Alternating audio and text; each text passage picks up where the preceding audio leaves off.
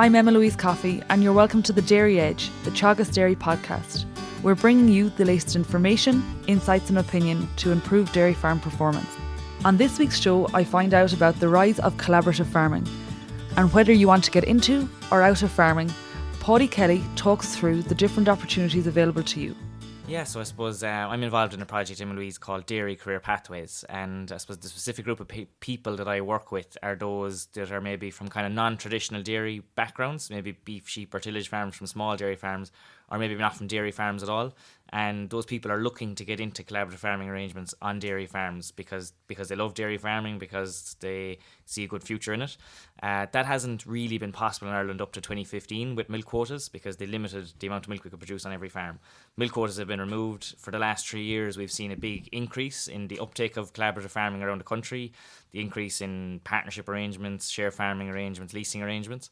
And I suppose we've seen a service, the Mackerland Mobility Service that's run by Austin Finn. We've seen them have, I think, put together over 400 arrangements in the last 4 years, which spanned over 35,000 acres of land that has now changed use in some form or another. So it's a recent thing, it's a new thing, it's happening, it's working very well in places, and it's something I see a big future for in the dairy industry. And talk us through these people, non-farming backgrounds and really attracted to dairying. You know, what's attracting them? Yeah, I suppose they're great people, Emma-Louise. They simply love farming. So, some of them are actually from non-farming backgrounds at all. Some of them are from small farms that maybe typically thought, there's no future in farming for me because my farm isn't big enough. But actually there is. There's just a different pathway you have to take. And I suppose why they do it. Number one is they love farming. Through some, I suppose, interaction they had maybe with a neighbour or something like that. They've got into it. But I think it's really important to kind of highlight that you don't have to own a farm or be from a farm to be an excellent farmer. Being a good farmer is all about skills, and these are young people that come into the industry, love it, have a passion for it, and because of that, they apply themselves really hard to become excellent at what they do. Excellent at grass, excellent at cows, good people person, and they understand the business aspect of farming as well. And when you have those skills together, there's a lot of opportunities for you in Ireland.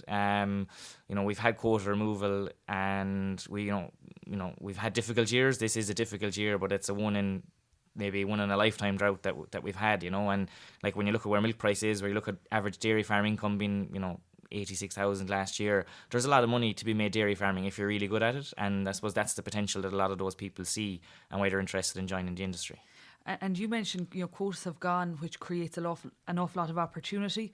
What other opportunities are presenting themselves that these people are able to enter the industry? Yeah, I suppose it's funny when you look at the dynamic of the Irish economy over the last 10 years. Probably if we went back 10 years ago, there was very few people actually choosing agriculture as a career, because I suppose if we went back at that time, number one, the economy was booming. Maybe slightly more than 10 years ago, the economy was booming, so everyone thought, jobs outside of agriculture are better.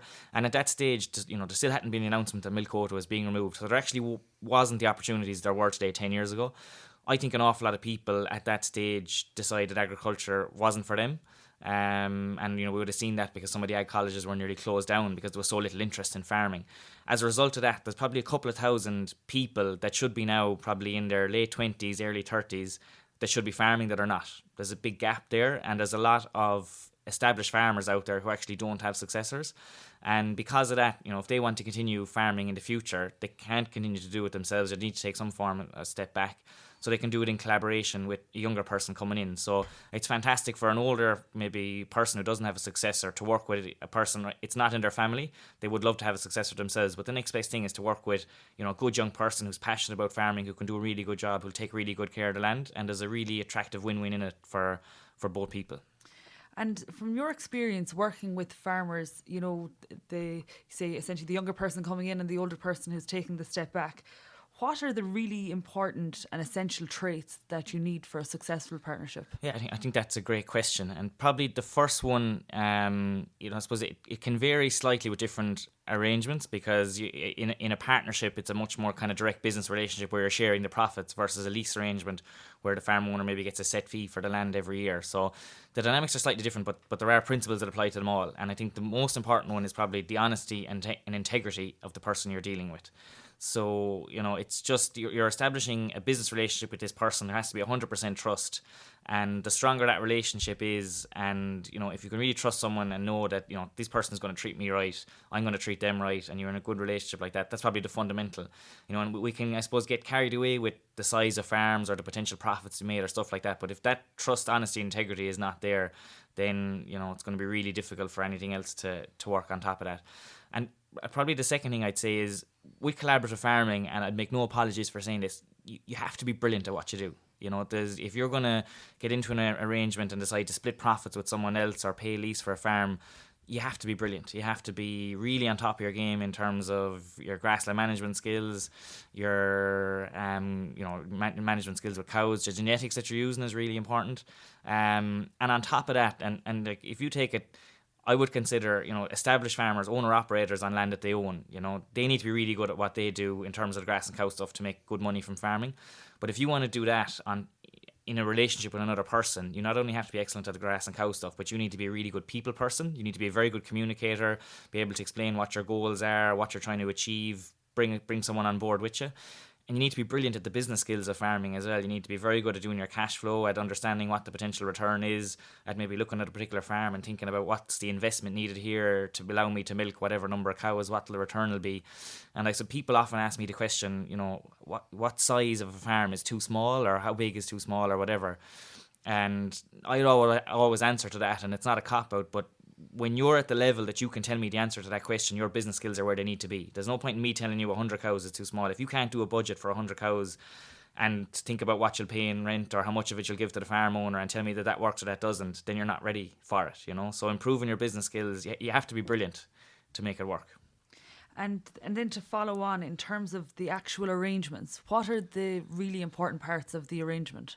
In terms of the detail of the structures themselves, well, I suppose what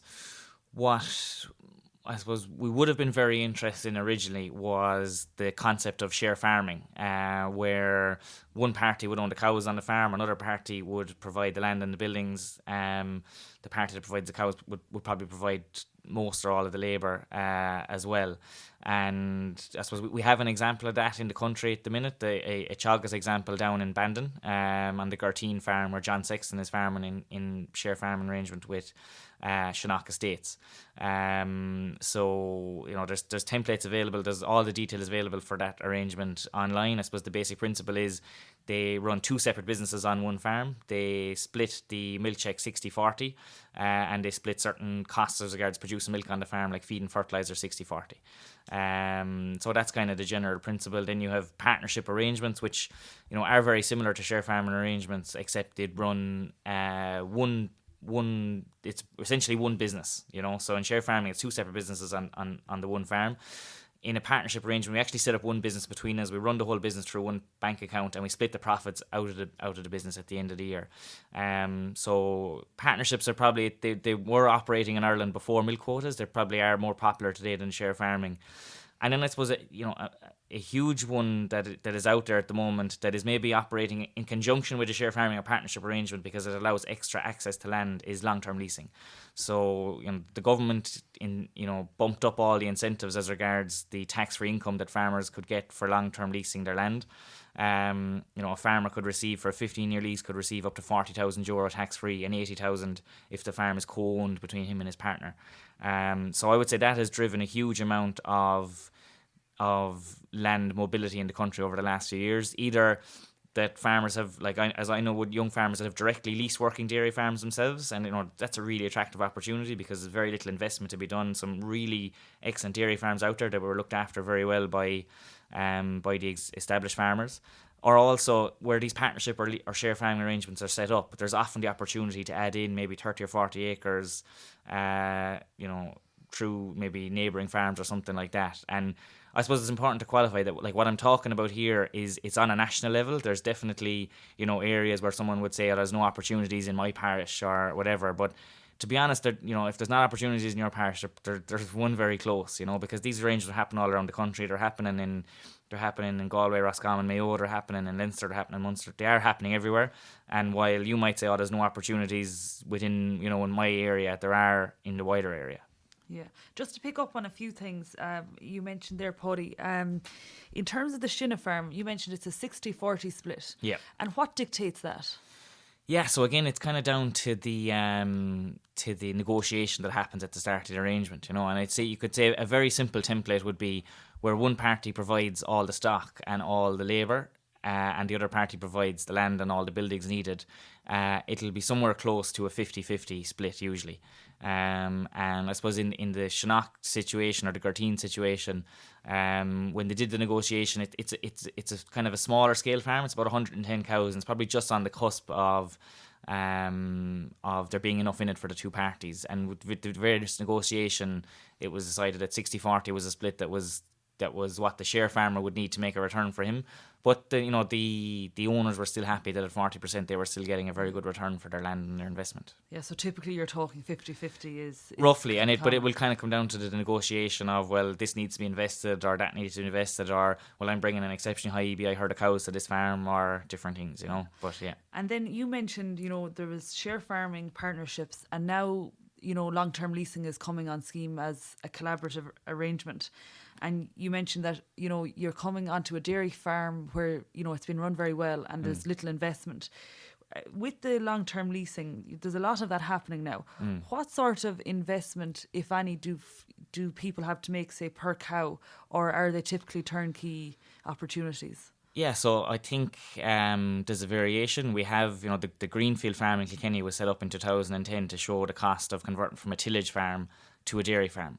And their total investment would have been around €4,000 per cow, including the cow, to set it up, Whereas there are farms coming available today where literally working dairy farms where you might just have to invest the cost of the cow, €1,300, and maybe another €300 or €400 per cow in investment to do it. Now, the interaction that happens is when you have a farm that you have to invest a lot of money in, obviously that money is going to depreciate, and you should be reducing the lease to compensate for that, and you should be trying to get as long a lease as possible so that you can get the long return.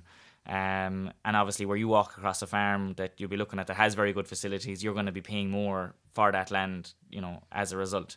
But, it stacks up, and I would say that there's probably better profit to be made by paying a little bit more for a farm with better facilities, or else trying to do a deal with a farm owner that's maybe that justifies you putting in that investment and taking all that risk, like the Greenfield farm in Kilkenny have done. And I guess, you often hear of, things that might seem small, but soil fertility. And, if soil fertility is at 3 and 4 indexes versus 1 and 2, it could be worth €100 an acre in terms of the potential to grow and utilise grass. Yeah. So, all these things must be considered. And when we consider then, the contracts and communication within any of these arrangements, what's important? I think there's kind of, you could split it into 3 phases. There's kind of the putting it all together phase, which requires a huge amount of effort, to be honest. If you're going to put one of these arrangements together, there's an awful lot of due diligence needed around, clarifying the legal aspects that need to be sorted out, the financial aspects, the communication aspects between you and your partner. So there's an awful lot to be done at the start, that setting up phase. And all of these arrangements involve legal contracts that kind of establish exactly who's to do what and what the legal position is, and that's crucial. So you've the setting up phase, then you've actually the operation phase, and it's really important to discuss how the operation of it is going to work at the start, what different people's roles and responsibilities are, what the expectation is of when are we going to make this investment, or when are we going to do that roadway, who's going to be milking the cows on a regular basis. All those things need to be clarified. And then at the start as well, you need to discuss how it's going to end, and like there's these collaborative arrangements, when they're set up well, they work very well, and there's absolutely nothing wrong with them coming to an end in time, and most of them will. And I suppose the whole point of the thing is to set something up on between two parties that will work for them for the time that it's operating. And if it does end, then we've a process established how we're going to, I suppose, conclude it. And say, moving on then, when we look at collaborative farming and the type of arrangements you're talking about on, say, non-owned land, that's a relatively new concept in Ireland. Where are we getting this idea from? Yeah, it is very new to Ireland, and I think a lot of people were probably very negative as regards the opportunities for collaborative farming in Ireland, because they said, we're too traditional in Ireland, we're too attached to the land. But I think, the experience of the Macra Land Mobility Service would suggest that actually there's loads of really progressive farmers out there that are interested in this. But I suppose where a lot of it has come from is New Zealand, which I suppose has a broadly similar system of production to ourselves, grass-based spring calving, and 33% of all the farms in New Zealand are operated via share farming arrangements, and partnerships are also very common out there. And I suppose there is some great lessons for us to learn when we look at how it operates out there that maybe we can take from here. And I suppose the three ways that I'd summarise the whole collaborative farming space in New Zealand is it's about skills, it's about supports, and it's about structures, right? So if I could just briefly explain the three of them, we were always obsessed with the structures, to be honest. Even as I came into this position from Teagasc, we were obsessed with, well, what's the percentage? How do we decide what it is? What cost should we split? What should we not? Who pays for what? That's the structural stuff, and that is really important. But my learning, I suppose, from the last couple of years would be the skills piece is actually more important. So the skills that people have to use the structures, and I kind of mentioned them already in terms of the people skills, the grass and cow skills, the business skills to make it all happen. If you have those skills, you can make the structures work. And I suppose supports is also a big thing then. So like a lot of these arrangements in New Zealand, they will have a consultant that will maybe come out once a month, just check in with the share farmer, say how are things going, maybe have a meeting with the farm owner and do a little bit of a discussion as regards this is how the cows are performing, this is how we'd hoped, this is what grass is growing. And I suppose in a situation like we have today where there's drought and extra feed costs and stuff like that, you can see how that extra support service available would be really helpful. And talk us through, how can we gain those skills? Say, put yourself in the shoes of a young person who's looking to get into these arrangements. What can they do to put themselves in the best position to make a successful partner? Yeah, I think I suppose it all starts with your education, It all starts, like, we've had people that have come from no farming backgrounds that are today operating collaborative farming arrangements. So it is very learnable. Anyone could do it, but it's about going through the right process to develop those skills, as you said. So probably the first step is your education to, like, I think something like the farm manager's course where you're getting the mix of, practical farm experience, which you need, this is not all about theory. It's fine to do a cash flow budget, on Excel, but you need to be able to actually go out and do the work on a daily basis. So you have to have everything. So I think something like the farm manager's course is a great course that allows you to develop, those mix of skills.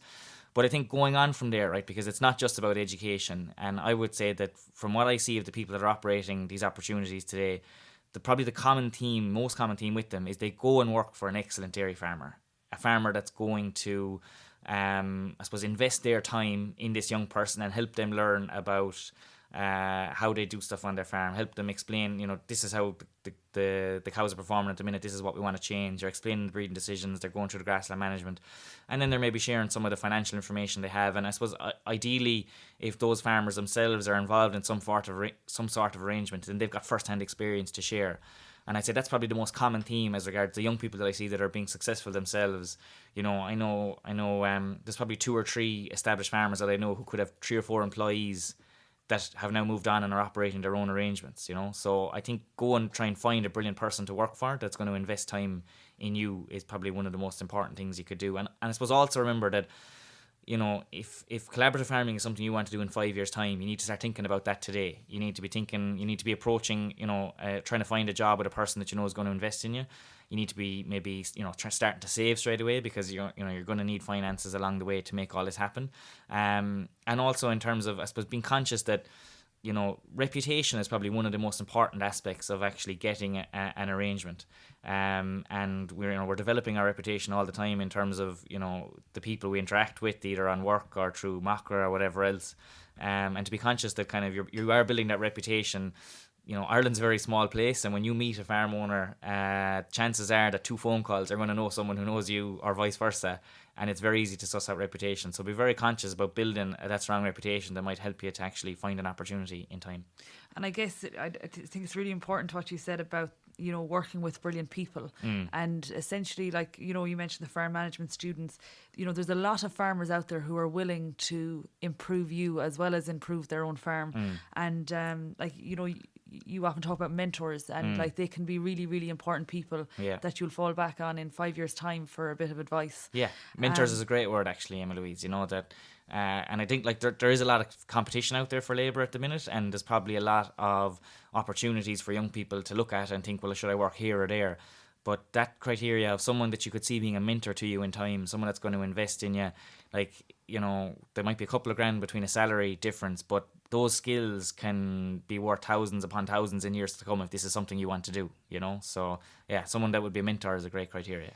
And say finally then, Paidi, for, you know, somebody at the other end of their career, maybe older or maybe just wants to take a step back from the intensive day-to-day running of their own farm. Yeah. You know, what's your advice for them? Yeah. What can they do to put themselves in a position to be an attractive partner? It's really important that, because for every young person that I've been involved with or know that has got into an arrangement, there's been an established farmer at the other end who has been progressive enough to think, well, this is my situation, what do I want for my farm and how can I achieve it? And I suppose be open-minded enough to think that collaborative farming is an opportunity for them.